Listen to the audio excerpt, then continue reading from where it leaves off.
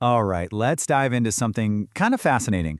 We're talking about silent attractiveness. And no, it's not about being the loudest person in the room. It's actually the opposite. It's this quiet, magnetic quality that you build from the inside out. Something you don't chase after, you cultivate it. Think about it for a second. Have you ever met someone like that? You know the type? They walk into a room and they just have this presence. They don't have to be loud or showy, but they command attention with this really calm, self-assured energy. That's the power we're digging into today. This ability to earn respect without even saying a word. And you know, the best part about this whole idea of silent attractiveness? It's for everyone. It's not about changing who you fundamentally are. Not at all. It's really just about aligning more with the best version of yourself that's already there. Okay, so what is it exactly? Well, at its core, it's this calm, composed, really self-assured energy that just naturally draws people in. And this has nothing to do with looks or making some grand gesture. It's built on a foundation of habits, little things you do that project confidence and self-respect, all without ever needing to be the center of attention. So, where do we even begin with this? Well, the journey, it always starts inward. This first bunch of habits, they're all about building up your inner world. Because honestly, the relationship you have with yourself, that is the absolute bedrock of this whole magnetic presence thing. I love this quote because it hits the nail on the head. Real, lasting strength isn't something you get from the outside. It's internal. It's about being so grounded in who you are that you don't need anyone else's approval. And that self-respect, that's what people are actually drawn to. Okay, so let's break this down into 3 core practices. We're going to look at what it means to have authentic independence, how to really commit to self-care, and why you need to exercise emotional intelligence. Think of these as the 3 main pillars holding up a really strong inner self. This difference right here is so important. So many of us, right, we get caught in this endless loop of looking for approval from other people. But authentic independence, that's about flipping the script. It's about shifting your focus to your own internal compass.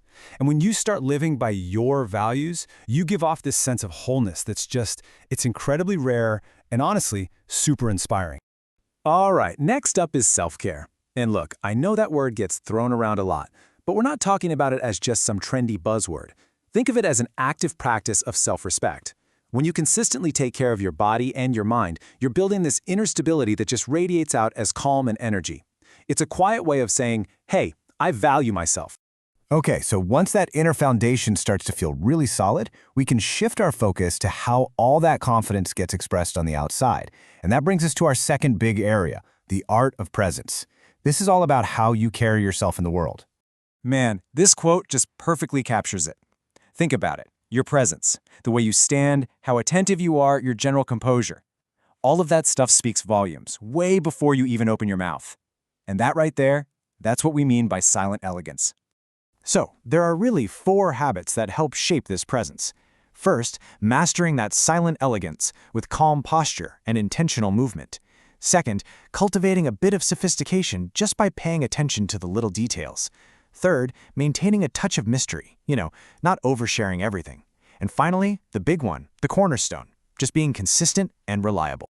I really want you to think of consistency as a silent superpower. Because in a world that's so full of talk and empty promises, just being reliable, that can feel revolutionary. When people know that your actions are going to match your words, you build this deep foundation of trust, and that is incredibly attractive because it's a sign of true integrity. And that idea of trust, it leads us perfectly into our final set of habits. These are all about the quality of your connections with other people. Because, let's be real, true attractiveness isn't about being some lone wolf. It's about creating real, meaningful bonds. And what's at the very heart of any genuine connection? It's compassion. And we're not talking about big, dramatic gestures here. It's all in the small things, right? Patient listening. A simple act of kindness, just making someone feel like they're truly seen and understood. Okay, these last 4 qualities are just so powerful. I mean, being fully present when everyone is so distracted, that's a huge gift. Developing cultural wisdom helps you connect with anyone. Practicing compassion makes people feel safe around you. And embracing real joy and laughter, come on, that just lifts up everyone in the room. So, as we're wrapping up here, it's really important to remember something. This is not a checklist to perfect, okay? This is a personal journey. The goal here is progression, not perfection. Every single small, intentional step you take, totally matters.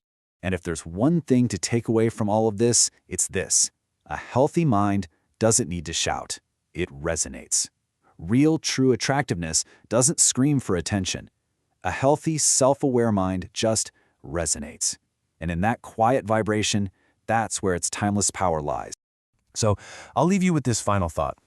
After hearing about all these different habits, from building that authentic independence to practicing compassionate empathy, which one of them really speaks to you right now?